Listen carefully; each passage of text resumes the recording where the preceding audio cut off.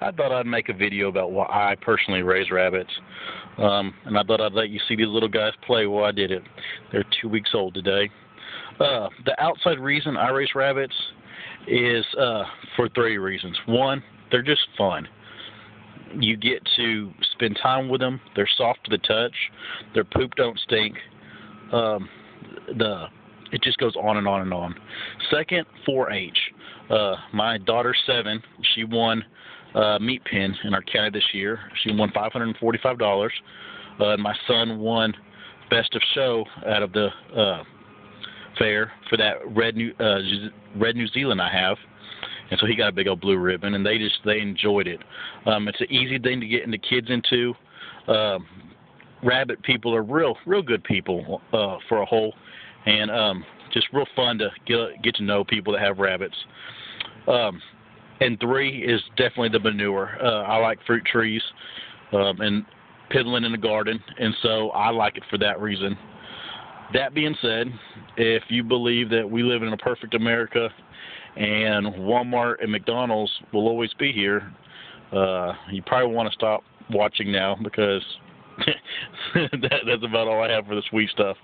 The other side of rabbits is they are just a great protein source in your backyard. The day we live in, there's a lot of different scenarios that could happen to our country, and that is not conspiracy. That's just terrorist attacks.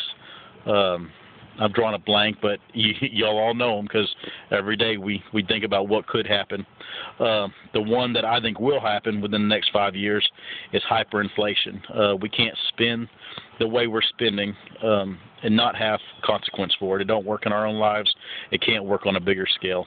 That being said, rabbits are a great source. They were in World War II in England. My grandma's from England. She was in the bunkers, and they lived on rabbit. They were able to be raised in the caves and out in the countryside, and it was one of the few animals that when bombs, they could hide them when bombs didn't kill them. Second, they're the perfect size. Let's say you raise goats, pigs, cows, and we have no refrigeration. Let's say it's a day in our lives so we don't have refrigeration. If you butcher one of those type animals, you have to use it all up within 2 or 3 days. It has to be cooked, boiled, given away. It's just a large amount, so it'd be perfect for a community but not a family.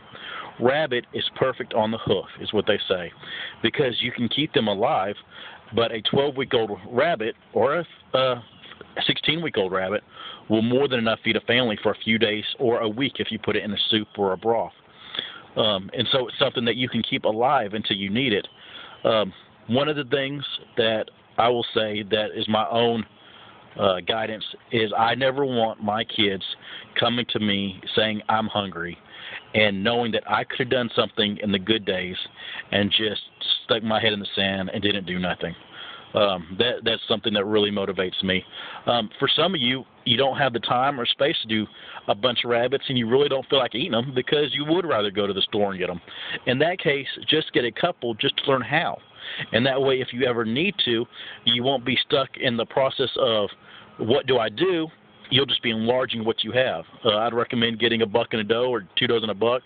And if you don't want to eat the meat, I'm sure you can find somebody that will take them off your hands and eat them, or get $5 a piece for them to pay for your food.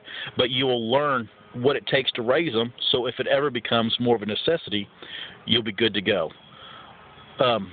Rabbit is an excellent meat source. In World War II, the Navy switched from chicken to rabbit on the ships because it took 12 ounces of chicken for the same benefit of 8 ounces of rabbit, because rabbit has so much less moisture in it. Another good benefit. I'm trying to think of another one. Corn. Rabbits don't eat corn, or not. It's not a major part of their diet. Cows, pigs, goats, all those animals eat corn, which in the future is going to be harder and harder with ethanol and overseas taking it away from us, whereas rabbits will be less, what they eat will be less on demand. And so hopefully the price will stay not low. It's going to go up, but lower. Rabbits as a whole, you're not going to be able to keep, like I do, a rabbit to every pen.